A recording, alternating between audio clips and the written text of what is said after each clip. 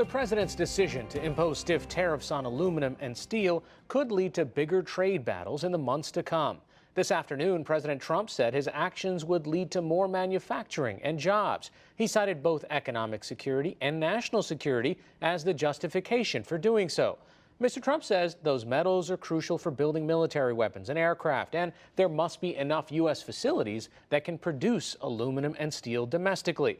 But after pressure, the president has exempted Canada and Mexico for now and suggested flexibility for other countries as well. Peter Goodman covers global economics for the New York Times and joins me from London via Skype. So let's put this in perspective. Mr. Trump, even on the campaign trail, said this is about jobs, this is about economic security, but now the reason includes national security as well. Well, the national security claim is a direct nod to the World Trade Organization and the assumption that these tariffs are going to be challenged and there's going to be retaliation from a whole host of countries that are aggrieved, principally the European Union. We think we're going to get a challenge at the World Trade Organization from the European Union.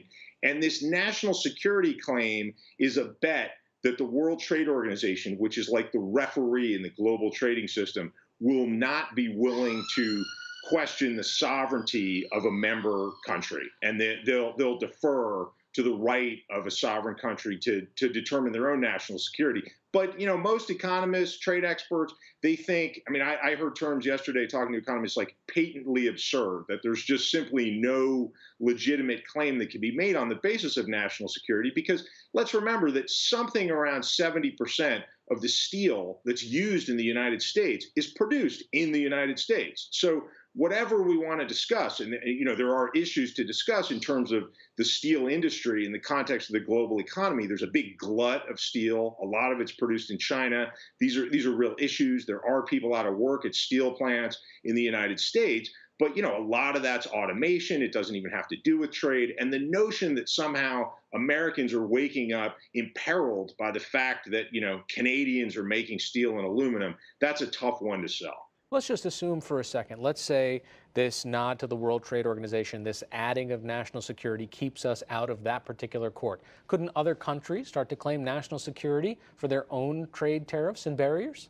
Well, precisely. In fact, a lot of people think that this tees up a kind of existential crisis for the World Trade Organization because, whatever they do, it's going to set an unpleasant precedent that could disrupt global trade going forward. If they do say, okay, Washington, Trump administration, you do have the right to declare this a national security threat, then that does indeed open the door to just about any country that wants to protect a favored industry, with domestic politics getting involved in global trade issues. And they can say, well, the French could say, boy, cheese is so vital to us that the idea that Kraft could send us, something called Camembert or Parmesan, we're going to call that national security. I mean, obviously being facetious, but there are lots of examples.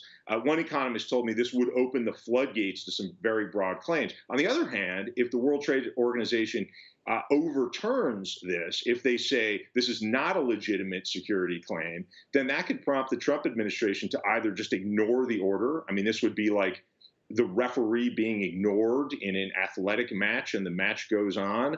It undermines the credibility of the World Trade Organization. Or in the most extreme case, they could say other countries now have carte blanche to retaliate, and we could have a full-blown trade war with potentially the Trump administration pulling out of the World Trade Organization. Well, let's explain also the exemption for Canada and for Mexico right now while we are in active conversations looking at NAFTA. Well, we're not really clear on what just happened at the White House. I mean, we saw that the president signed these two orders launching these tariffs, 25% on steel, 10% on aluminum. And he did say that for the time being, Canada and Mexico are going to be left out because we are currently renegotiating, the United States is renegotiating the North American Free Trade Agreement, this giant trade bloc that encompasses Canada, the United States, and Mexico.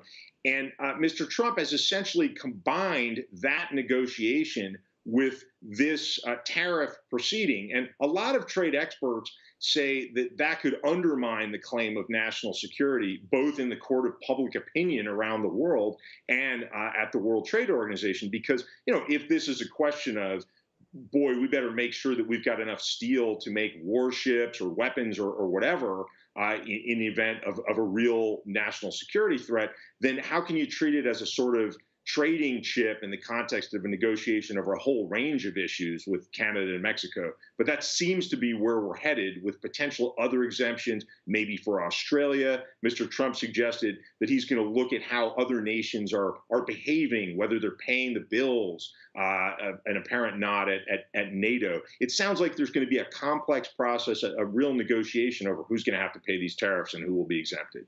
All right, Peter Goodman of the New York Times joining us via Skype from London. Thanks so much. Thank you.